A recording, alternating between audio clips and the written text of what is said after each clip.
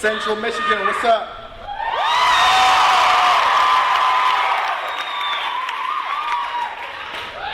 I was here last year, and by far, I do a lot of colleges, by far, this is my favorite school, for real.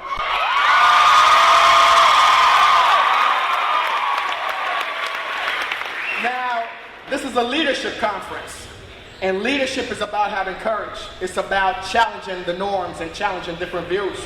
And just to get a poll of what's going on here, let me just, by a round of applause, how many people here heard or read that Thomas Jefferson had a love affair with a slave? By a round of applause.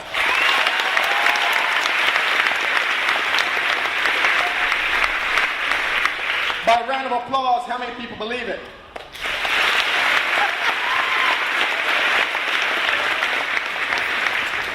This poem is called I Believe, because a lot of times when I go to colleges, a lot of students always ask me, well, Kirk, what do you believe, or how do you feel about this issue or that issue? And my thing is just always question everything. Never accept anything. Question it and make sure that this story fits for you. Because a lot of things that I see in the media doesn't really fit for me. This poem is called I Believe.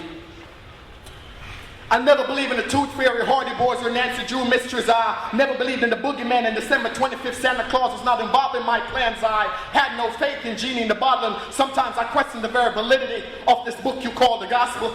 And being that I'm living in America, my lucky diamond pinky horseshoe ring could never cover the sins of my skin. So in short, I don't believe in a lot of things.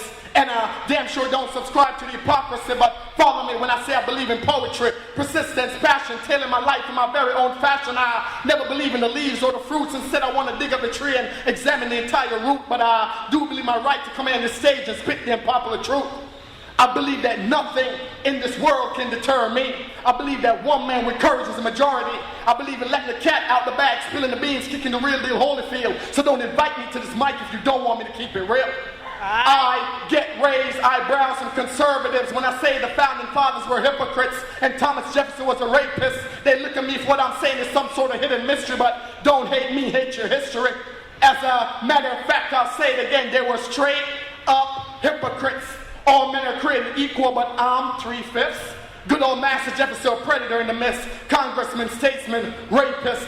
They've been lying to you from the cradle to the grave. When have you ever heard of a slave master having a love affair with a slave? How you going to accept that fallacy that they gave? Do you not understand the definition of the word slave? It means she could not oppose any advances that he made. It means she could not deny any orders that he gave. It means she had no choice in the matter. It means if she resisted, her eyes would grow blacker as he backslap her, attack her, whiplash and unwrap her. Talk to me like I'm grown and stop being rude. Do you believe at any point Sally Hemings could have said, Master Jefferson, tonight I just ain't in the mood? Please, he would have broke her down like a Rubik's Cube, tossed her up like undigested food, got her acquainted to the heel of his boots with closed fists. He would have split lips and removed the tooth. You know, the typical white supremacist foreplay to get black women in the mood. He probably would have took a pitchfork to the back of her head like he was fending off some danger, kick her legs apart and rolled her like the Lone Ranger, smack her around as he rearranged her, threatened to take her to auction blocks and exchange her back to the other senators that we're going to break her, probably cocked a shotgun in her mouth so he could get off in her fear. Call me pragmatic, but that don't sound like no love affair. And she survived. She survived because I don't believe the human spirit can ever be outdone. I don't believe NYPD thought Dale had a gun. I don't believe that racist mayor will get justice in the long run. And obviously, I don't believe in biting my tongue. But I do question the sincerity of these voters who chime. How could God allow our kids to be slaughtered in Columbine? Where was he? Isn't this his universe and doesn't he rule? But when will these hypocrites learn that this is America and God ain't allowed in schools? So there, deal with that unpopular fact. Maybe that's why no one got shot in the parking lot. How about that, Mr. Funk? I believe America's a vested interest in giving my son a gun. I believe they're making billions from pouring nicotine down his lungs. No longer from trees, but from legislative branches where being hung. And I believe the racial divide has only just begun. Because if they can keep everyone focused on the business of the past, it will be only a matter of time before they eradicate the middle class. And when you wake up, it will only be the super rich and your race is broke behind. But I believe in our ability to succeed. I believe my right to make this pen bleed. I believe in living on my terms, not living so mommy and daddy can be fulfilled. I believe in poetry, passion, the power of the will. I believe persistence is far more important than skills, but I certainly don't believe in no diet pills. Because I don't believe that women should try and fit into some prime time mold given to them by some fat, ugly, beer-bellied media mogul, some cigar-puffing, hair-losing, middle-aged joker, some mediocre chain smoker, pawnbroker. Nah, I believe that women should be thick, with thick thighs and thick hips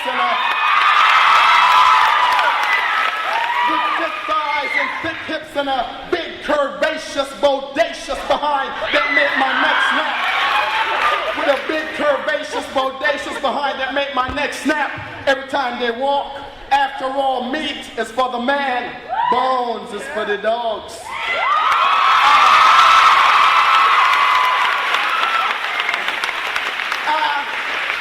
I don't believe in taking myself too seriously. As a matter of fact, I've learned to laugh at life's little jokes. I believe that J-O-B be an acronym for Journey Off the Broke. Therefore, if you're unhappy on your job, you should quit. But first call out sick. Use all your sick days and vacation time fast. Then tell the boss you can kiss my narrow black Jamaican stretch mark cover. I believe in being frank. I believe in being candid. I believe you got something to say, then get it off your chest, dude. I believe you get ulcers not from what you eat, but from what's eating you. Therefore, I believe there's nothing in this world that's worth stressing me. I believe that a woman brings out the best in me. Ain't nothing like a woman that turns me on mentally, a friendship that goes to love eventually. I believe that's just God's way of blessing me. I believe that character, not skin, determines the man. I believe that racism is a fear of what we don't understand. I believe that most lawmakers are insecure little jerks. I believe in equal pay for equal work because it really doesn't make sense that for every dollar a man earns, a woman only gets 75 cents. If a good woman is a backbone, if a good woman is a backbone of every strong man, then the least we can do for our mothers and daughters is give them their damn quarters. I believe the media's job is to manipulate, not to inform. I believe that white sheets have now been replaced with blue uniforms. Nooses have been replaced with nines, and ignorance like dreadlocks sometimes. I believe in karma. I believe you will repay the debts of your sin.